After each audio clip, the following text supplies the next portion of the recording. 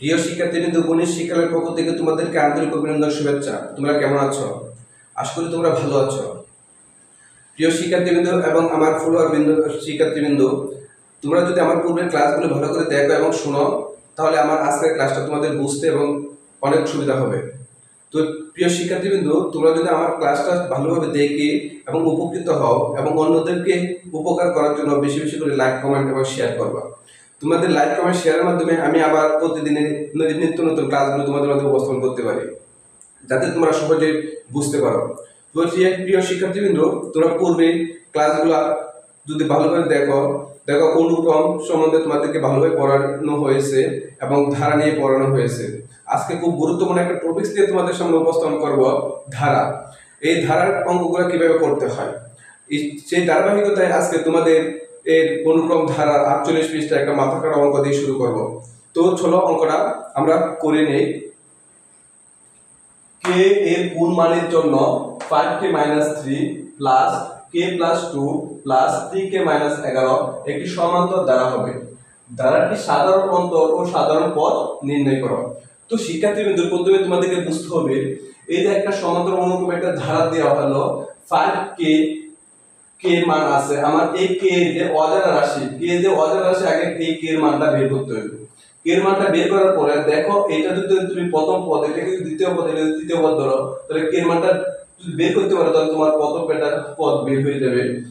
প্রথম পদ বের হওয়ার পর তুমি সাধারণত ডি এর মান বের করতে পারবা। ডি এর মান বের করতে পারলে তোমার সাধারণ পদও নির্ণয় করতে পারবা। তো শিক্ষার্থীবৃন্দ, আমি প্রথমে তোমাদেরকে অঙ্কটা কিভাবে করবা সেই বিষয়ে আলোচনা করি। খুব মনোযোগ সহকারে ক্লাসটা শুনো এবং অঙ্কগুলো সাথে করার চেষ্টা করো। এবং ক্লাস শেষ করার পরে যদি অঙ্কটা ভালো লাগে, এই ক্লাসটা যদি ভালো লাগে, তাহলে শেয়ার করো। তো শিক্ষার্থীবৃন্দ, আমরা যদি লিখি প্রদত্ত সমান্তর ধারা কি আছে, 5k - 3 plus k + 2 plus 3k - 11।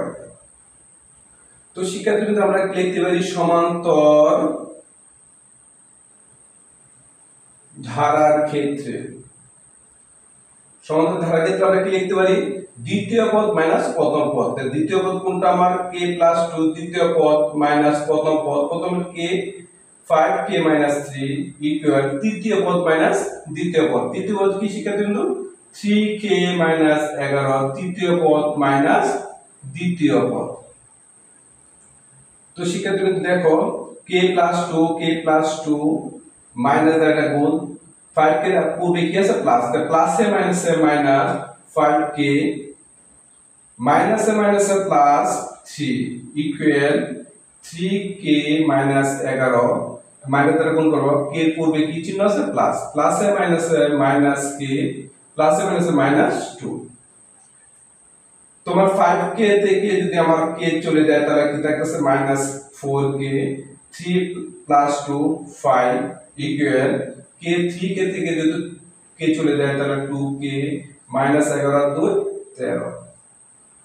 তো শিক্ষার্থীরা, আমার চলক আছে k এর দিকে নিয়ে যায়, তাহলে কি আছে -4k, এই k 2k এর আগে কি ছিল প্লাস, এদিকে আসলে -2k সংখ্যা -13 প্লাস 5 ডান সাইডে গেলে -5।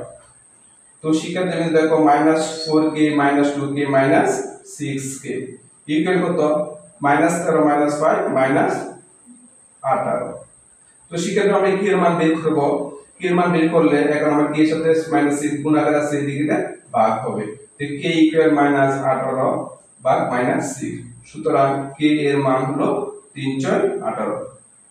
তো শিক্ষার্থীরা দেখেন, আমি প্রথমে বলেছি এই ধারার ক্ষেত্রে আমরা অজানা রাশি কি আছে, আমার k এর মান বের করলো।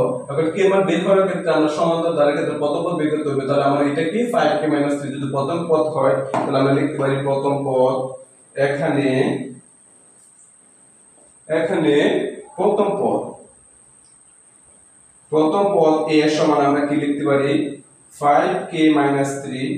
এখন দেখো, k এর মানটা যদি আমি বসা দেই, তাহলে কি 5 × 3 - 3 3 × 5 = 15 3 × 5 = 3 ইকুয়াল কত, 12। তো শিক্ষার্থীদের প্রথম পদ আমার 12 চলে আসলো। এরপর আমার কি বের করব, সাধারণ অন্তর। তো শিক্ষার্থী যদি সাধারণত বের করে আমরা কিভাবে বের করতে পারি? সাধারণ অন্তর, সাধারণতকে আমরা কি দ্বারা প্রকাশ করি? ডি দ্বারা প্রকাশ করি। তো ডি সমান আমরা কি লিখব? দ্বিতীয় পদ মাইনাস প্রথম পদ। তো দ্বিতীয় পদ কি? k + 2, দ্বিতীয় পদ মাইনাস প্রথম পদ 5k - 3। তো শিক্ষার্থীবৃন্দ দেখো d এর মান k + 2 মাইনাস প্লাস হচ্ছে মাইনাস 5k মাইনাস হচ্ছে প্লাস 3 বা d ইকুয়াল 5k থেকে k গেলে মাইনাস 4k 3 + 2 5। তো শিক্ষার্থীবৃন্দ আমি k এর মানটা বসাই দেই, -4 * k এর মান আমার কি আসলো? 3 + 5। তো আমার কি আসছে? d 3 4 12 -12 + 5। তো সুতরাং d এর মান 12 থেকে 5 চলে গেলে -7। তো শিক্ষার্থীবৃন্দ এখন আমার কি বলছে? সাধারণ অন্তর ও সাধারণ পদ নির্ণয় করো। তো আমরা সাধারণ পদ নির্ণয়ের ক্ষেত্রে আমরা আরেকটা সূত্র জানি, সেটা দেখি।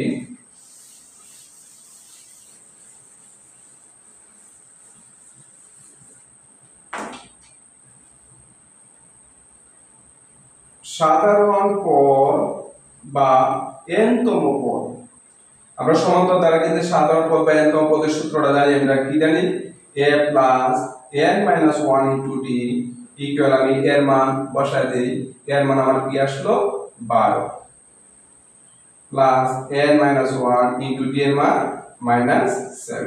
তো শিক্ষার্থী দেখো 12 প্লাস প্লাসে মাইনাসে -7n মাইনাসে মাইনাসে প্লাস 7, 12 এবং 7 কত? 19 - 7n। তো শিক্ষার্থীবৃন্দ সাধারণ পদ বা n-তম পদ আমার 19 - 7n, ওইটাই आंसर। তো শিক্ষার্থীবৃন্দ তোমরা আশা করি তোমরা ভালো করে বুঝতে পারছো। আমরা অঙ্কটা কি ছিল? সাধারণ অন্তর ও সাধারণ পদ নির্ণয় করো। তো সাধারণ অন্তর d এর মান -7 এবং সাধারণ পদ বা n-তম পদ আসলো 19 - 7। তো শিক্ষার্থীবৃন্দ তোমরা বইয়ের 48 পৃষ্ঠায় চকের খালি ঘর পূরণ করো। অঙ্কটা তুমি দেখো তোমাদের বইয়ের 48 পৃষ্ঠা। তো 48 পৃষ্ঠা কি অঙ্কটা আছে? তোমরা অবশ্যই বইটা খুলো এবং দেখো 48 পৃষ্ঠার মধ্যে আছে চকের খালি ঘর পূরণ করো। এই সমান্তরাল ধারার ক্ষেত্রে যদি তুমি অঙ্কটা আমার বুঝতে পারো তাহলে অবশ্যই আশা করি অঙ্কগুলো সবগুলো অঙ্ক পারবে। তো শিক্ষকরা আগে তোমাদেরকে বলে নেই, সমান্তরাল দ্বারা n-তম পদের সূত্রটা তোমরা জানো। এখন সমান্তরাল দ্বারা n সংখ্যক পদের সমষ্টির সূত্রটা কি? সমান্তর ধারার প্রথম n সংখ্যক পদের সমষ্টি Sn equal n/2 * 2a + n - 1 * d।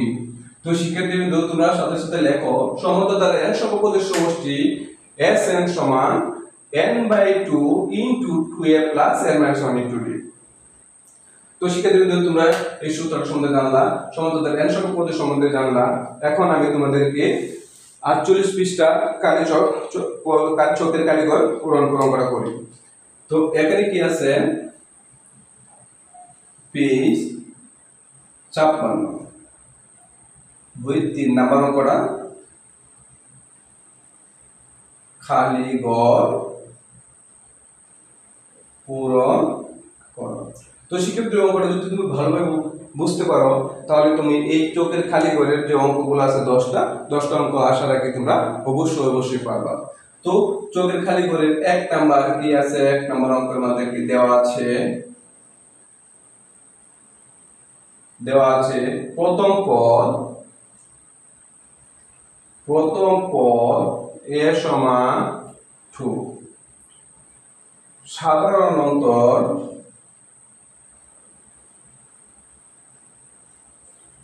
d সমান 5, পদ সংখ্যা n সমান দেওয়া আছে 10। তাহলে সেক্ষেত্রে আমরা বলছি কি n-তম পদ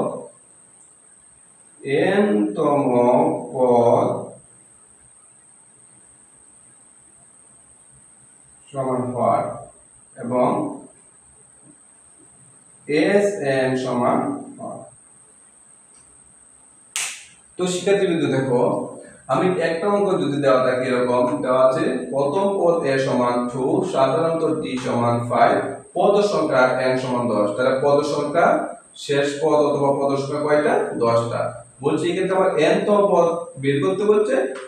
n সংখ্যক পদের সংখ্যা দেখো, n সংখ্যক পদের সংখ্যা Sn মানে Sn এর মানটা আমার বের করতে বলছে হর। তো আমরা জানি কি সমান্তর দ্বারা প্রথম n সংখ্যক পদের সমষ্টি Sn সমান কি n/2 * 2a + n - 1 * d। তো শিক্ষার্থীরা আমাকে দুইটা প্রশ্ন করছে n তম পদ এবং Sn বের করো। তো শিক্ষার্থীরা আমরা প্রথমে n তম পদ লিখি। আমরা প্রথমে সূত্র লিখতে পারি, আমরা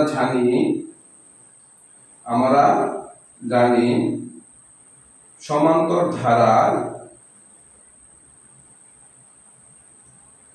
n তম পদ সমান a + n - 1 * d। তো শিক্ষার্থীরা আমার পদ সংখ্যা কত? 10। তাহলে n এর থেকে আমরা শুধু 10 বসাবো। 10 তম পদ আমরা কত আসে? a প্লাস n এর থেকে কি বলবো? 10 - 1 * d। তো শিক্ষার্থীরা এখন a এর মান আমার জানা আছে, a এর মান কত? 2 এবং d এর মান কত? 5। আমি মানটা বসাই দেব। তো a এর মান কত আমার? 2 প্লাস 10 থেকে 1 গেলে কত? 9 * d এর মান কত? আমার আছে 5। তো শিক্ষার্থী 2 প্লাস 5 9 কত? 45। তো শিক্ষার্থী 45 আসলো। তো শিক্ষার্থী আমার এখানে প্রশ্ন করছে পদ সংখ্যা n শুধু 10 হয়, তাহলে n তম পদের মান বের করো। তাহলে n তম পদের মান আমার কি আসলো? 47। এখন বলছে শিক্ষার্থীর প্রথম n সংখ্যক পদের মান নির্ণয় করতে। তো সুতরাং প্রথম n সংখ্যক পদের সমষ্টি Sn ইকুয়াল আমরা জানি n/2 * 2a + n - 1 * d। তো শিক্ষার্থীবৃন্দ আমরা n এর মান কি? আমরা n এর মান জানি। তাহলে n তম পদ মানে কি? পদ সংখ্যা 10। তাহলে আমরা কি লিখতে পারি? সুতরাং 10টি প্রথম 10টি পদের সমষ্টি কি হবে? S10 ইকুয়াল 10/2 * 2a + n এর থেকে কি বলবো? 10 - 1 * d। তো শিক্ষার্থীবৃন্দ এখন n মানে এবং d এর মান বসা দেই। আমি 10 কে যদি 2 দ্বারা ভাগ করি তাহলে কত হয়? 5 * 2 * এর মান কত? 2 প্লাস 10 থেকে 1 যায় 9, d এর মান কত আমার? 5। তো শিক্ষার্থীবৃন্দ কি আছে? 5 5 2 দুগুণে কত? 4 প্লাস 5 9 45। তো 5 * 45 আর 4 কত? 49। তো শিক্ষার্থীবৃন্দ ক্লাসটা আমার কেমন লেগেছে যদি ভালো লাগে তাহলে আমার কমেন্ট বক্সে জানাও, এবং যদি বেশি বেশি ভালো লাগে তাহলে শেয়ার এবং লাইক কমেন্ট করো, এবং নিজের উপকৃত হও, অন্যকে ক্লাসটা দেখার এবং বোঝার সুযোগ করে দিও। সকলে সুস্থ এবং দীর্ঘায়ু কামনা করে আজকে এই পর্যন্তই। আল্লাহ হাফেজ।